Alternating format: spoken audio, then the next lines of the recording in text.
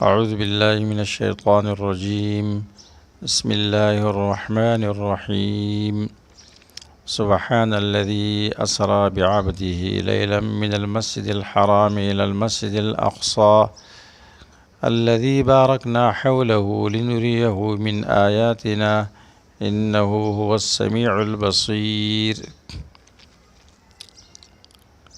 سورۃ الاسراء مکی صورت ہے، سورۃ قصص کے بعد نازل ہوئی ہے۔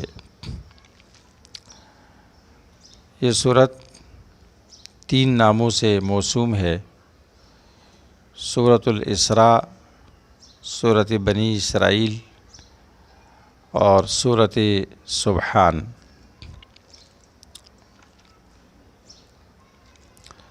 سورۃ الاسراء اس کو اس لیے کہا جاتا ہے کہ اس کے بالکل شروع میں معراج کے اس واقعے کا بیان ہے جو رسول اللہ صلی اللہ علیہ وسلم کے معجزات میں سے قرآن کے بعد سب سے بڑا معجزہ ہے، اور وہ معجزہ جس سے اللہ نے اپنے پیغمبر صلی اللہ علیہ وسلم کو خصوصیت بخشی، اور اس معجزے میں اعلان ہے کہ کتاب و رسالت اب بنی اسرائیل سے بنی اسماعیل کی طرف اور اس آخری نبی کی امت کی طرف منتقل ہو گئی۔ سورۃ بنی اسرائیل اس کو اس لیے کہا جاتا ہے کہ اس میں بنی اسرائیل کے احوال اور زمین میں ان کا فساد بیان کیا گیا ہے، اور سورۃ سبحان بھی اس کو کہا جاتا ہے اس لیے کہ لفظ سبحان سے اس کی ابتدا ہوتی ہے، سبحان الذی اسریٰ بعبدہ۔ اس سورت کی فضیلت یہ ہے کہ حدیث میں آتا ہے کہ رسول اللہ صلی اللہ علیہ وسلم کان رسول اللہ صلی اللہ علیہ وسلم لا ینام حتی یقرأ بنی اسرائیل والزمر، جب تک آپ بنی اسرائیل اور زمر نہ پڑھتے اس وقت تک آپ نہ سوتے۔ اور عبداللہ بن مسعود رضی اللہ تعالیٰ عنہ فرماتے ہیں کہ ہن من تلادی، یہ تو وہ پرانی صورتیں سب سے قدیم جس کو سب سے پہلے میں نے حفظ کیا۔ سورۃ بنی اسرائیل کا سورۃ نحل کے ساتھ رابط۔ نمبر 1، جب سورۃ نحل میں نزول عذاب کا ذکر ہوا تو اس صورت میں عذاب کے نازل ہونے کے اسباب ذکر کیے جاتے ہیں، وہ 4 ہے۔ نزول عذاب کے اسباب 4 کا بیان۔ نمبر 2، سورۃ النحل میں حبشہ کی طرف ہجرت کرنے کا بیان تھا، تو اس صورت میں نبی صلی اللہ علیہ وسلم کی ہجرت کا بیان ہے مدینہ منورہ کی طرف۔ نمبر 3، جب پہلی صورت میں توحید کو عقلی دلائل سے ثابت کیا گیا تو اس صورت میں معراج کے معجزے سے اس کو ثابت کیا جاتا ہے کہ معراج کا یہ معجزہ اللہ تعالیٰ کی قدرت کی دلیل ہے، من آیاتنا۔ نبی صلی اللہ علیہ وسلم کی کوئی قدرت اس میں نہیں تھی، آپ کا کوئی اختیار نہیں تھا، اس لیے کہ معجزہ نبی کے اختیار میں نہیں ہوتا ہے۔ نمبر 4، جب سورۃ نحل کے آخر میں حکمت کے ساتھ دعوت کا حکم دیا گیا، ادعو الی سبیل ربک بالحکمہ، تو اس صورت میں اس حکمت کی تفصیل بیان ہوتی ہے 21 نمبر آیت سے لے کر ذالک مما اوحی الیک ربک من الحکمہ، حکمت کے امور بیان کیے جاتے ہیں اور حکمت کے تفسیر بیان ہوتی ہے۔ اسی طرح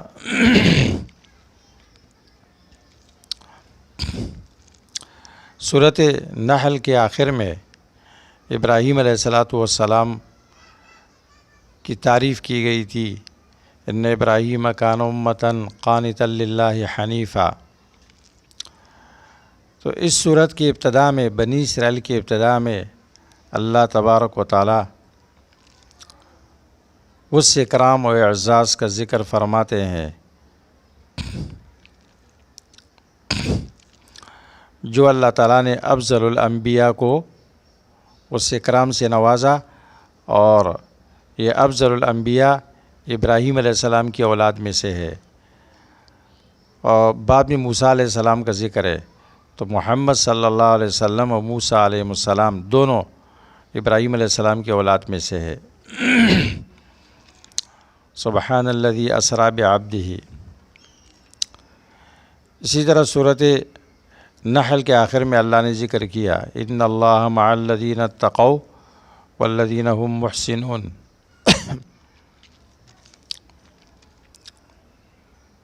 متقین کو اللہ کی خصوصی عنایت و اکرام حاصل ہے۔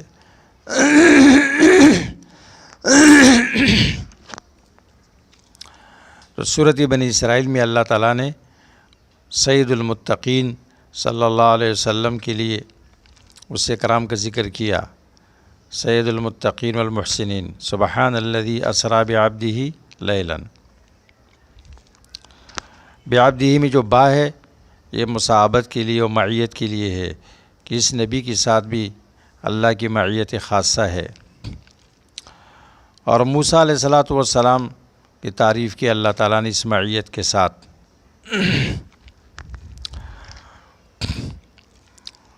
لا تخافا اننی معکما اسمع و ارا، مجھے معیت خاصہ حاصل ہے۔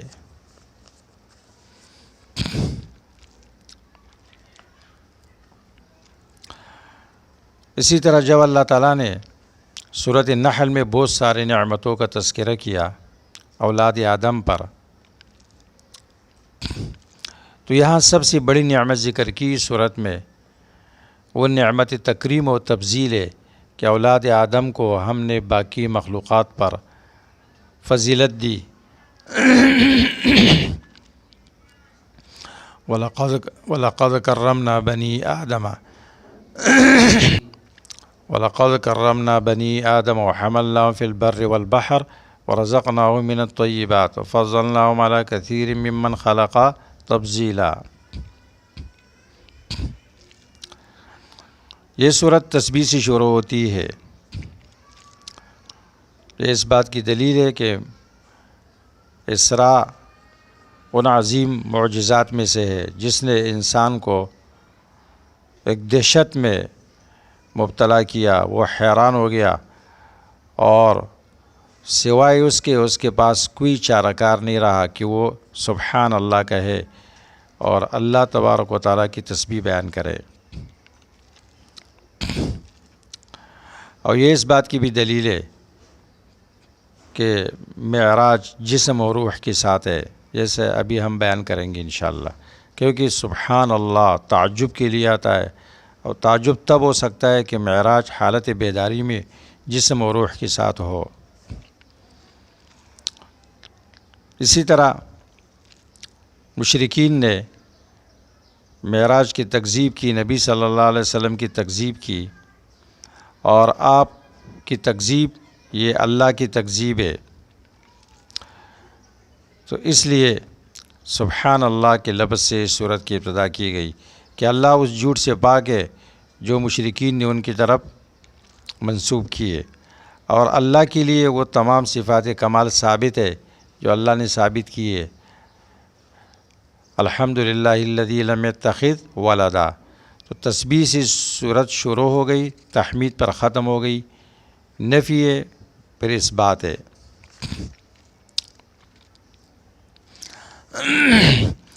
اسی طرح قرآن کریم کا ایک طریقہ ہے کہ قرآن کریم جہاں انسان کا ذکر کرتا ہے تو غالباً اس کے بعد اللہ تعالیٰ مذمت کی صفت ذکر کرتا ہے، جیسے کہ ان آیتوں میں ان الانسان لظلوم کفار وحملها الانسان انه كان ظلوما جهولا ان الانسان لکفور مبین ان الانسان لفی خسر وکان الانسان کفورا قتل الانسان ما اکفرا ان الانسان خلق ہلوعا وکان الانسان اکثر شیء جدلا وکان الانسان عجولا ان الانسان لربہ لکنود ان الانسان لیطغی وَإِذَا أَنْعَمْنَا عَلَى الْإِنسَانِ أَعْرَضَ وَنَأَى بِجَانِبِهِ، اس صورت میں ہے یا ایھا الانسان ما غرک بربک الکریم۔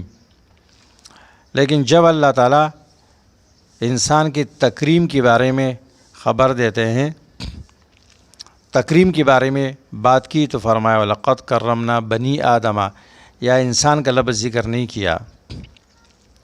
اس میں اشارہ ہے اس بات کی طرف کہ اللہ تبارک و تعالیٰ نے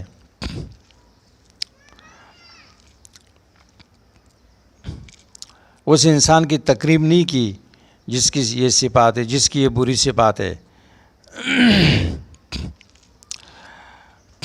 ہاں، آدم علیہ السلام کے اولاد ہونے کی حیثیت سے اس کی بڑی تعظیم ہے، کیونکہ آدم کو اللہ تعالیٰ نے اپنے دست مبارک سے پیدا کیا، اس میں اپنی روح پھونکی، اس کو فرشتوں کا مسجود بنایا، نبوت سے اس کا اعزاز کیا، اس کے ساتھ باتیں کی، اور جب آدم علیہ السلام نے بولے سے اللہ کے حکم کے خلاف کیا تو فوراً اس نے توبہ کیا، اپنے گناہ کا اعتراف کیا۔ تو جو انسان اولاد آدم میں آدم کی طریقے پر چلے گا تو وہ بڑی فضیلت کا حامل ہے۔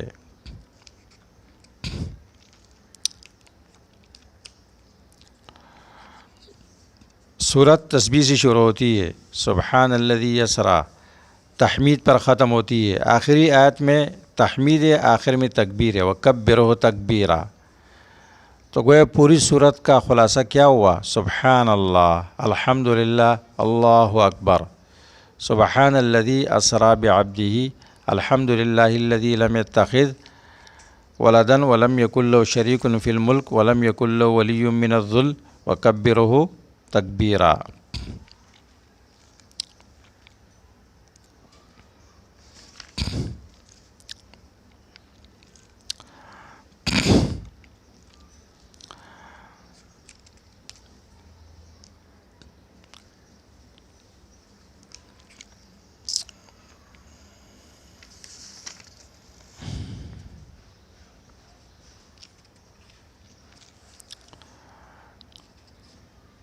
سورت کی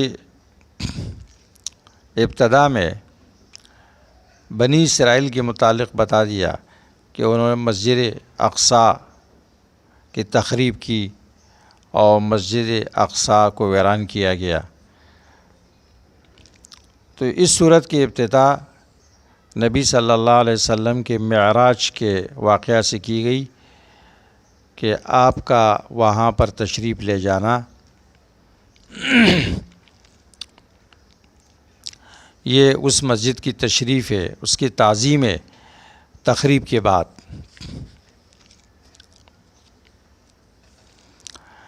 اسی طرح صورت نحل میں اس کے آخر میں اللہ تعالیٰ نے اپنے پیغمبر کو تسلی دی، اور اس صورت کے شروع میں بھی آپ کو تسلی دے رہے ہیں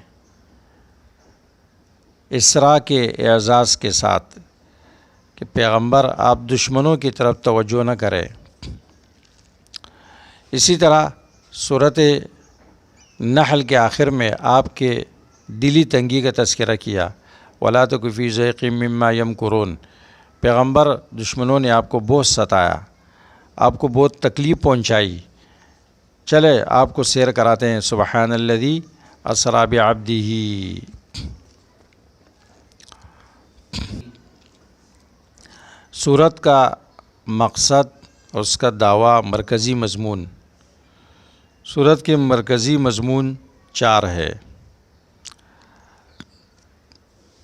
نزول عذاب کے اسباب 4 کا بیان، ڈرانے کے لیے، مسلمانوں کو ڈرانے کے لیے اللہ تعالیٰ نزول عذاب کے 4 اسباب بیان کرتے ہیں۔ پہلا سبب توحید سے انکار، توحید سے انکار کی وجہ سے اللہ کا عذاب آتا ہے۔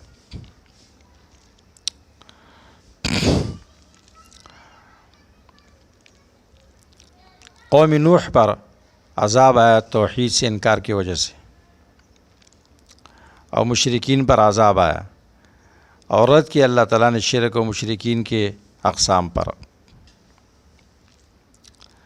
اور توحید کو ثابت کیا دلائل عقلیہ سے اور دلائل وحیہ سے، معجزات سے، اور بنی اسرائیل کے احوال بیان کیے۔ دوسرا سبب عذاب آتا ہے انکار من الآیات سے، معجزات کے انکار سے۔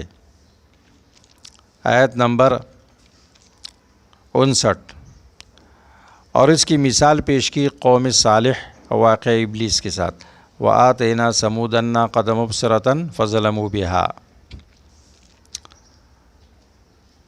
قوم سمود کو ہم نے نشانی دی واضح اونٹنی کی، انہوں نے اس کے ساتھ ظلم کیا، اس کی بے عزتی کی تو عذاب آیا، اور ابلیس نے بھی بے عزتی کی۔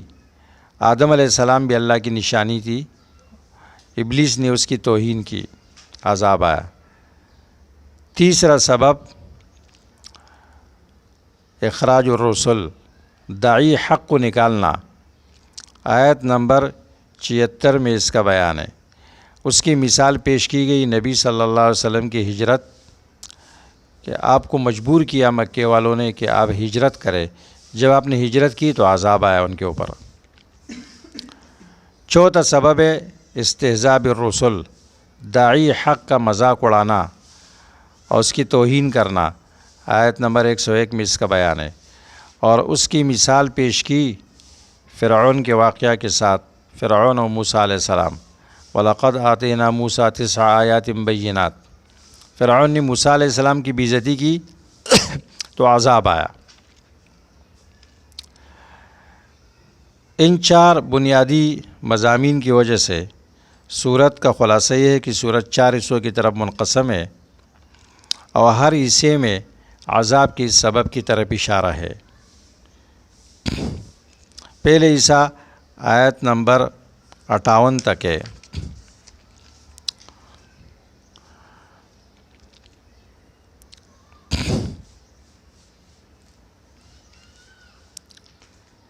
دوسرے حصہ 75 تک ہے۔ پہلے حصے میں عذاب کے پہلے سبب کا بیان ہے، انکار من التوحید،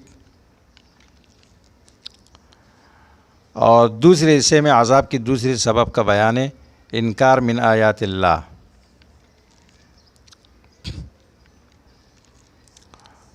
تیسرے حصہ 100 نمبر آیت تک ہے، اس میں تیسرے سبب کا بیان ہے، پیغمبروں کو نکالنا، داعی حق کو نکالنا۔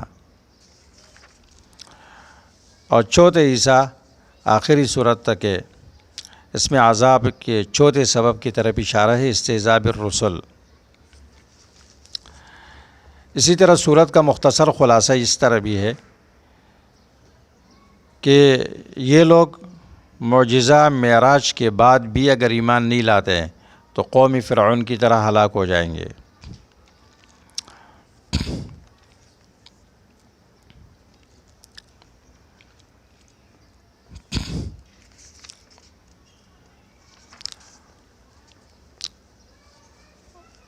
سورت کی امتیازات اور خصائص کا بیان۔ پہلی خصوصیت، اس میں عذاب کے اسباب 4 کا بیان ہے، عذاب کی 4 اسباب کا بیان ہے۔ نمبر 2، سورت اس سے ممتاز ہے کہ اس میں معجزہ اسراء کا بیان ہے۔ نمبر 3، اس میں مظالم کی تفصیل ہے۔ نمبر 4، اس میں کثرت سے زواجر کا بیان ہے۔ نمبر 5، اس میں نبی صلی اللہ علیہ وسلم کی ہجرت کا بیان ہے۔